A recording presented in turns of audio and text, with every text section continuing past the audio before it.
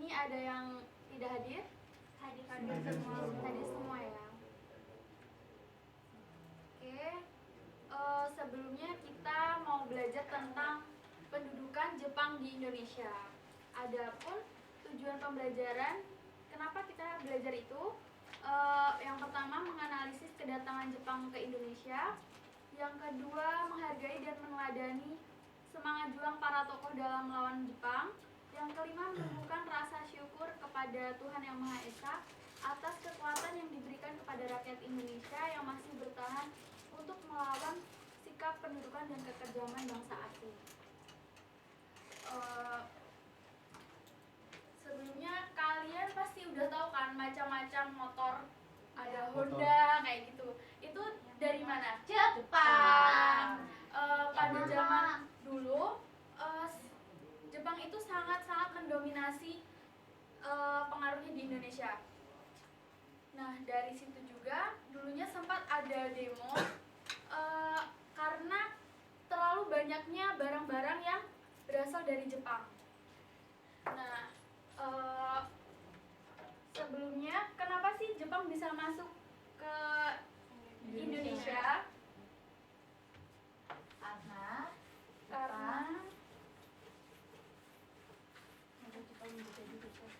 mempunyai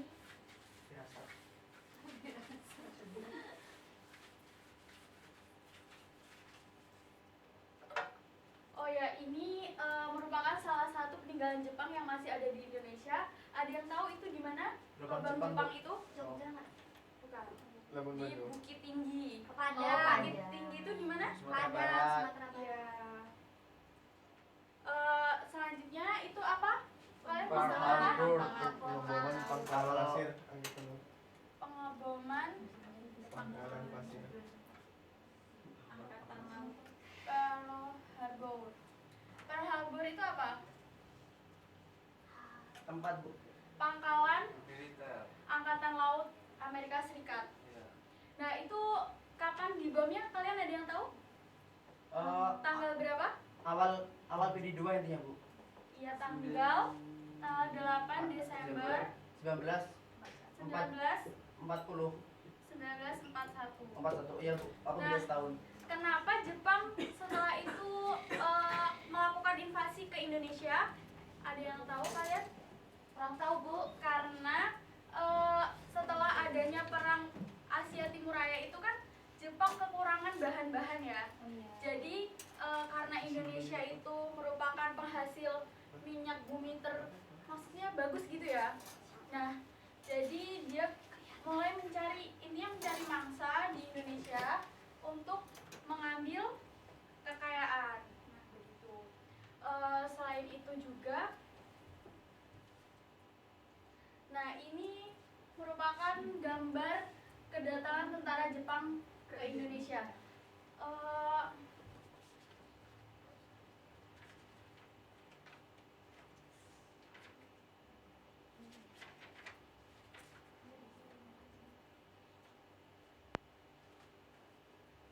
Ada yang tahu dari KENIL? Singkatan KENIL itu apa? Komisi Negara Komite Kesatuan KENIL itu Konit Komunitas Netherlands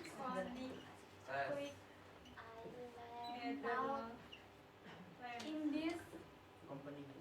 Loyalty Ledger. artinya Jadi ini tentara pasukan dari KENIL ini berusaha menghalangi tentara Jepang untuk masuk ke Indonesia. Jadi pertama kalinya Jepang datang ke Indonesia itu ke Ambon. Jadi pertamanya itu di Ambon, kemudian ke Maluku, ke Tarakan. Ada yang tahu Tarakan itu di mana? Kalimantan, Bu. Ya, Kalimantan Timur. Setelah itu ke Balikpapan. Makanya di Bali.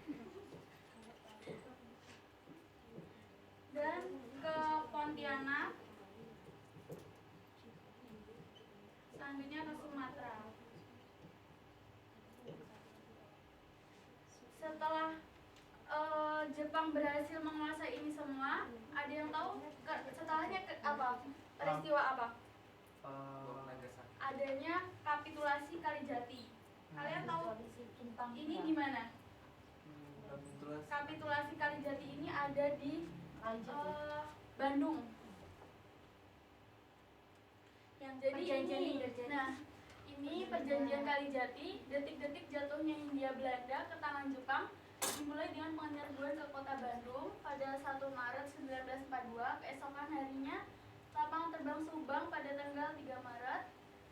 Nah, akhirnya pada tanggal 8 Maret pemerintah Hindia Belanda menyatakan menyerah tanpa syarat kepada Jepang. Nah, setelah ini kan Belanda itu udah nyerah ya. Nah, dia mulai meninggalkan Indonesia dan itulah awal mula gimana Jepang masuk di Indonesia. Nah, kenapa sih? Gimana sih respon Indonesia atas kedatangan Jepang ini? Awalnya gimana? Diterima dengan baik. Jadi di mana-mana itu diteriakin kayak banzai, banzai gitu. Kalian tahu artinya nggak? Selamat datang, selamat datang. Dia rakyat Indonesia itu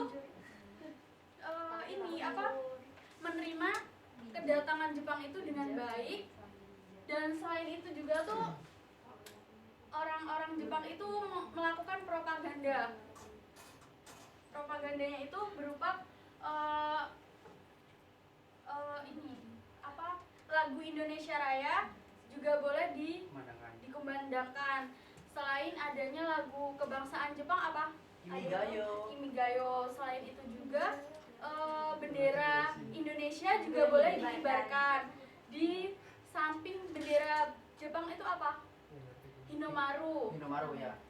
Nah, selain dari dua propaganda itu, juga orang Jepang itu tahu bahwa orang Indonesia itu suka barang yang bagus dan murah.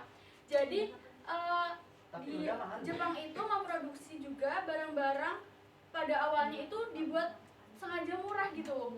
Jadi untuk menarik simpati, menarik supaya orang-orang Indonesia itu dapat menerima kedatangannya. Tapi sekarang vario mahal.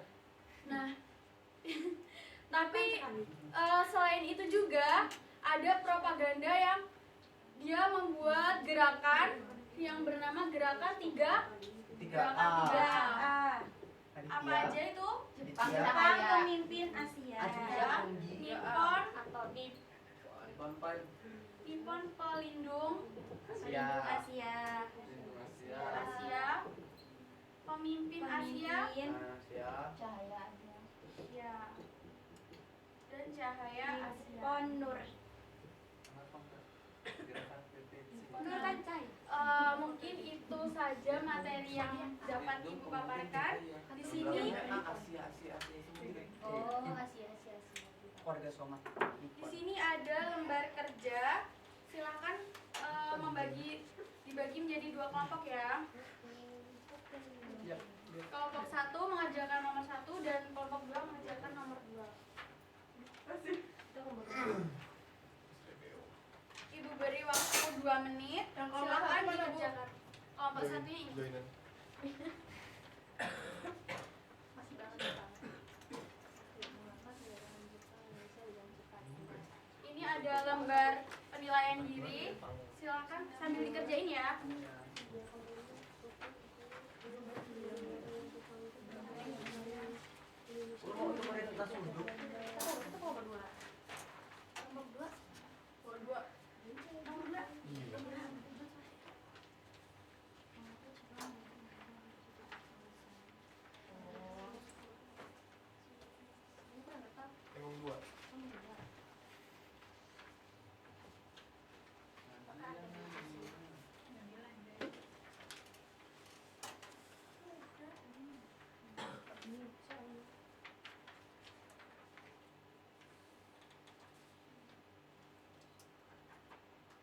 Oke, udah. Udah, Bu. Silakan kelompok 1 atau 2 yang duluan. Kelompok perwakilan untuk Kelompok 1 belum siap, Bu. Kelompok 2, Bu. Dua. Boleh maju, boleh di situ. Ayo, Anggi. Oh, Adina.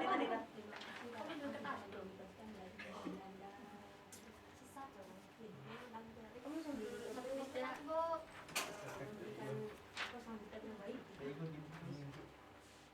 Oh, nomor 2 ya, Bu? 5. Oh iya. Soalnya itu sampai 3. Mengapa Jepang membentuk pemerintahan militer di 3 kawasan, yaitu Sumatera, Jawa, Madura, dan kawasan Indonesia Timur? Karena ini adalah tujuan Belanda agar bisa mempermudah jalur penjajahan yang akan dia jajah. Karena 3 kawasan ini adalah 3 kawasan yang sangat strategis, Bu, serta wilayahnya juga mendukung dalam hal untuk pertahanan dan keamanan dari Belanda itu sendiri, sehingga 3 hal ini sangat memiliki sumber daya alam yang melimpah. Oke, silakan beri tepuk tangan untuk Dina. Untuk kelompok 1. Ya. Oke.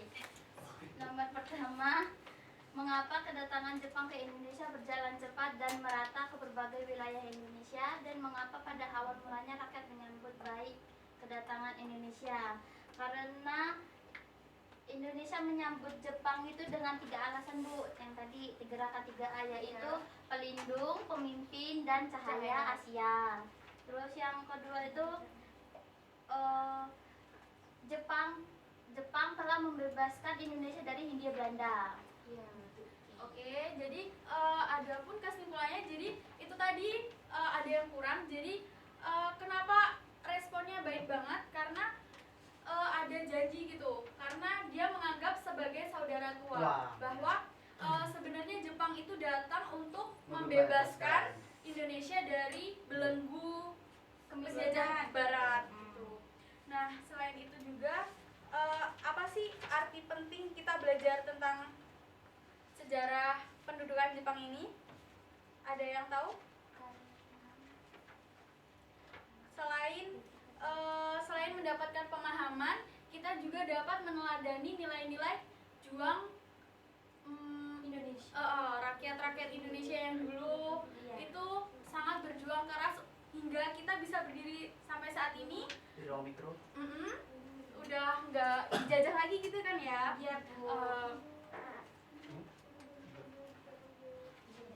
Oke, mungkin itu saja kesimpulan dari Ibu. Pesan Ibu, jangan pernah bosan dan tetap selalu semangat untuk belajar sejarah, karena sejarah itu menyenangkan, asik, dan kita dapat sambil membayangkan tentang masa lalu. Itu kan merupakan suatu hal yang menyenangkan ya, membayangkan yang belum terjadi dan juga mengingat-ingat yang dahulu. Ya. Oke, mungkin itu saja pesan-pesan dari Ibu. Ada pantun, burung kenari, burung cendrawasih. Sekian dan terima kasih. Wassalamualaikum.